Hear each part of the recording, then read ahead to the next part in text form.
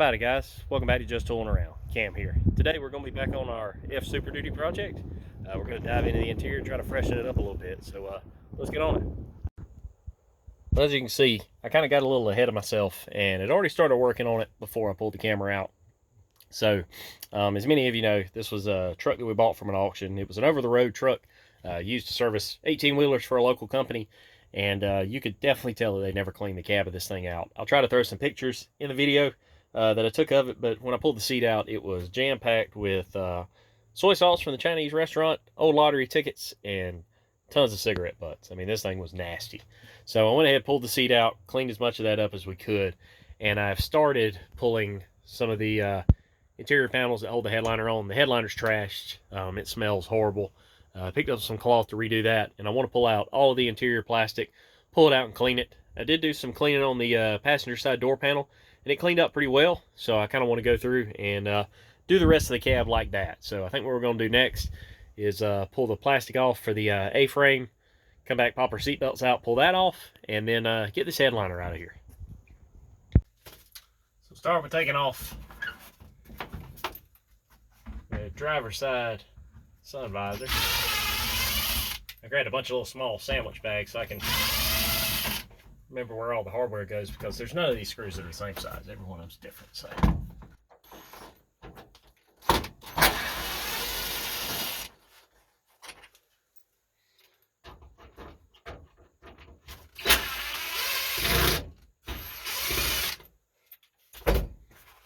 want to lose track of any of this.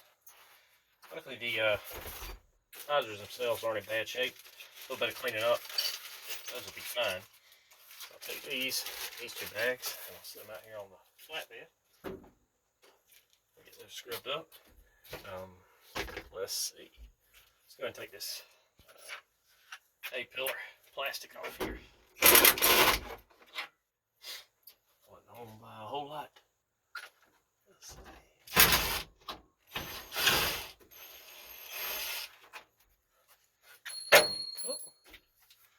Drop the extra bit. Oh well. Alright.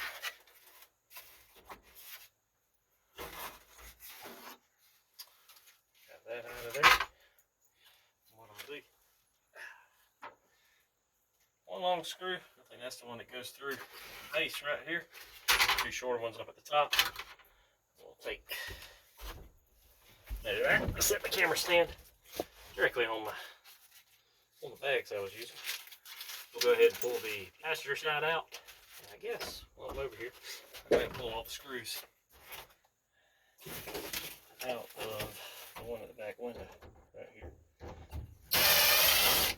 Then we can come back in a little bit and pull the seat belts out. The retractor on this side is actually acting up too, as you can tell. So while we got it apart, might not be a bad idea to dig into that to figure out what's causing that issue. Alright, that one should be good. Other than that, I will pull out. Go ahead and pull out the ones for the speaker grill. And remove our speaker as well while we're at it. I don't even know that this one's got a speaker in it. Never heard it work.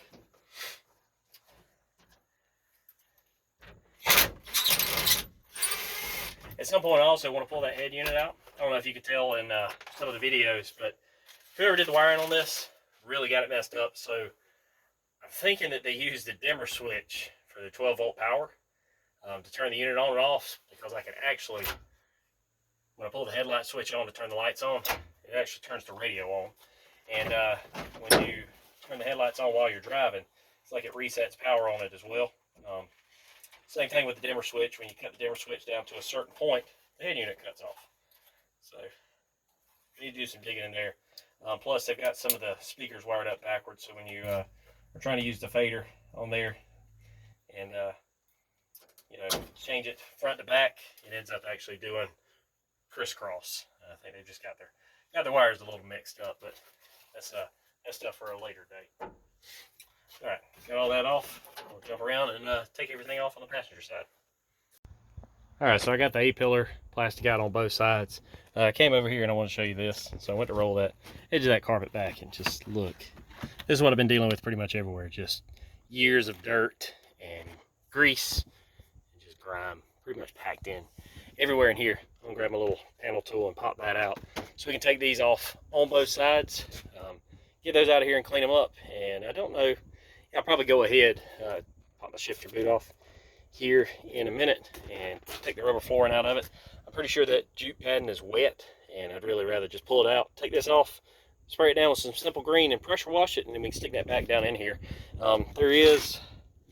Hasn't rusted through anywhere, but there will be a little bit of grinding we need to do and hitting that with like some rust stop paint or something to protect it. And I've got just some like gloss white or refrigerator white that we'll go through and spray the floorboards with. But let me go grab my Torx bits, pull the seat belts off, and this headliner should be pretty much ready to come out, and we'll get it in the shop on the workbench. Well, I went ahead and pulled both of those pieces off, and as I was taking the driver's side off, I realized that it looked like they just pulled the seatbelt all the way out and locked the retractor up. So I reached in there with a screwdriver and popped the little tang up on it, and it retracted back and started working just like it should, locking when you pull hard on it. So I think I'm actually not going to take those off. As I started trying to pull these out, the little Torx pattern in there is not that great. It actually started trying to ring off inside of there. So I decided I was going to leave those alone, not mess with that. Did pull the headliner out. While I was doing that, I went ahead and popped that panel off right there like I was showing you, and shoveled all the dirt out that I could. Got the headliner laying back here along with all the other plastic spread out. I got the headliner back here, started peeling some of it off. I actually went to Hobby Lobby today, and for $12 a yard, they sell gray cloth with the foam already glued to it. So should be able to strip this down to the cardboard here and just lay that new stuff on there and glue it on.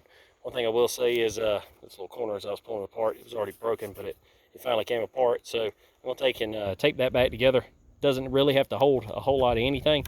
Just right there at the corner, it's already split where the roof concave is, and I guess there's supposed to be a little bit of flex right there.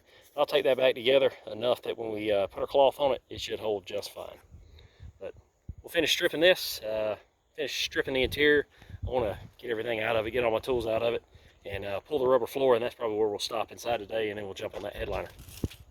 Well guys, I'm going to admit, I've not done the greatest job this time around of steadily recording as I'm doing stuff. I'm going to show you where the interior's at this point, but over the past week or two after work, I've been steadily working on it around here. So went through and pretty much I'd pulled the rubber out, cleaned it all up, had the seat out, cleaned it up, and threw a new seat cover on it. Got the floor looking fairly decent. There's still some of those stains that even with simple green and scrubbing it, pressure washer, it still wouldn't come out. But got all that done. Cleaned up all the plastics, put them back in here on this side. I've still got to do the driver's side. Did go ahead and pull the gauge cluster out. I've got it boxed up, getting it ready to ship out. I'm going to get the send it off to somebody who can basically take a look at that PSOM in it and get the odometer and all back functioning in it like it should be. Headliner is still out. I've still got it on my workbench. Had a couple other home projects this week. If you can see in the background, I've got a little pull behind man lift over there. I had to do some soffit and trim work on the house, so that's had a majority of my time tied up and hadn't really been working on the truck too much. I do have the seat belts, at least the lap belts, and in the center. I've got those in the house right now, soaking in a bowl of OxyClean because those things were horrible.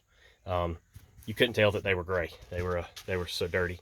But those are soaking. Once I get those done, I'll throw them back in, and I'll probably catch you guys when we go to put the headliner together. Well guys, I didn't do like I said in the last video, and didn't do a really good job at recording any of the headliner as we were putting it together, but I'll show you what it looks like now. So I got her put back in, got all the trim reinstalled as well, and man, I'm really pleased with the way that cloth turned out on there. I took the front and rear metal pieces that hold it up here. They had a little bit of surface rust on them, so scuffed them and shot them with a little bit of silver or gray paint that matches the interior, and overall I think it looks pretty good. Everything cleaned up really nice. I got the seat belts back in, and like I mentioned in one of the videos, I was soaking it in OxyClean for a few days. You'd be surprised at all the stuff that would come out of them, but got the seat belts back looking nice. The only thing we've still got left to do is get the gauge cluster taken care of. That thing's still sitting on my workbench, boxed up. I just got to ship it out. I need to get on the ball with that. One thing we did do while we were working on all this, if you remember in the very first video, I made the comment that the air conditioner didn't work on it.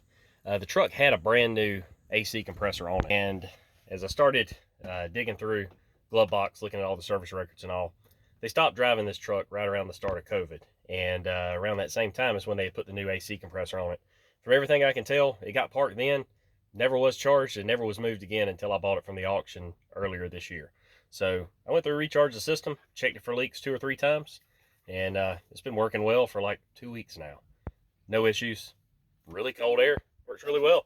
So really happy about that. Makes a big difference driving it, especially here in South Georgia where it's like 105 out here right now. Been driving the truck a pretty good bit here recently in the evenings after work, like carry it to pick up the kids from practice and dance and stuff like that. And yeah, it's big, the daily drive, but she's a good running truck, and I really like driving around. The kids like riding around in it. With all the work that we've gotten done, and with the fact that the gauge cluster is going to take a while to get back, I think this is where we're going to end this video. In the next video, I do have a new downpipe and some other stuff ordered for it that we're going to show doing that. And then I want to take a look at the flatbed here, specifically the headache rack on it. They've kind of got like 2 sets of deck boards laid over top of each other, put together with wood screws and stuff like that. And I want to go through and redo that, make it look a little bit better, and also try to make it where you can actually see out of the back window and not have it completely covered up with wood. So that'll be coming in a later video. But again, guys, I appreciate everybody watching, and we'll catch you guys again later on Just Tooling Around. See ya.